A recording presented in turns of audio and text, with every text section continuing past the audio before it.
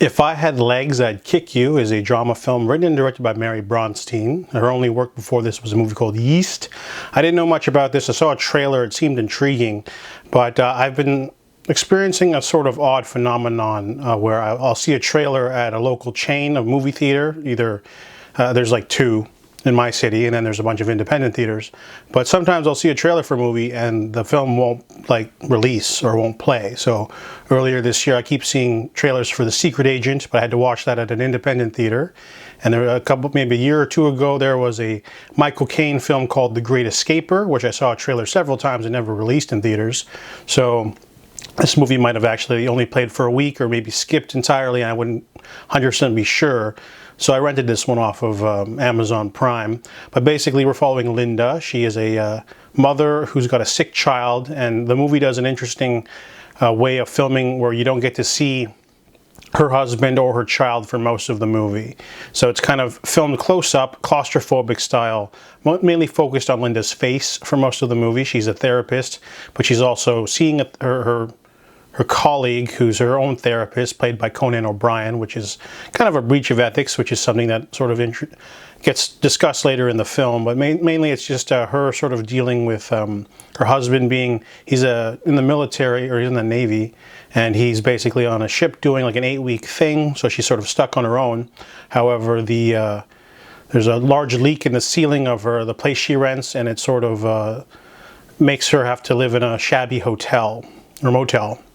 And she's having a hard time because her daughter she's underweight and she needs to feed her more, so she's got to do this feed bag thing, and there's like a machine that sort of makes noise and it doesn't allow her to sleep, so she's like sleep deprived. She's got to do her clients still. She's drinking and doing weird stuff in the middle of the night and trying to take care of her daughter while everyone judges her.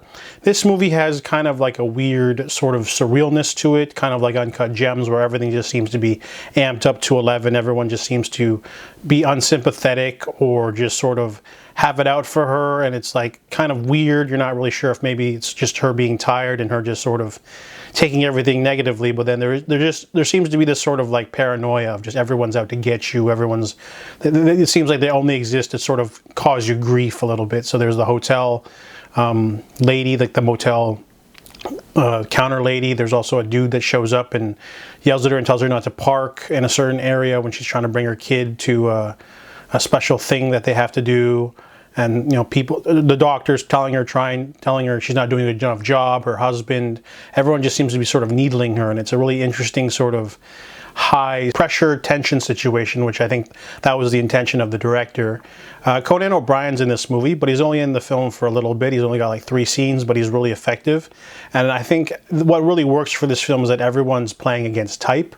So Rose Byrne's known for comedy. You got Neighbors, Neighbors 2, Bridesmaids, Spy, a few other things, but she's playing it straight as like in a dramatic role, really effective. And then Conan O'Brien's known for being, funny late show talk host, so he's also playing it straight too. So that's interesting because there's like a scene where she's like screaming at him and he's just like sitting there like stone-faced completely, like trying to be professional, and it really works. And then A$AP Rocky's in this movie. He plays like a motel maintenance man or something. He sort of lives there, but he tries to like reach out to her, but she keeps him at bay. And it's a really interesting sort of character study of just a mom at her limits. There's a few other subplots in there I'm forgetting, but there's a really effective one with one of her a couple of her kooky clients are really good in there too. So this movie has like a weird sort of sense of humor. Because it's A24, they also try to throw in something weird with the hole in the ceiling. She sort of sees it as some sort of weird pustule wound or something, and she suffers from hallucinations. But overall, this was a really effective drama film. I really enjoyed it. It's high energy, high chaotic, a little bit surreal. I give If I Had Legs, I'd Kick You a 7 out of 10.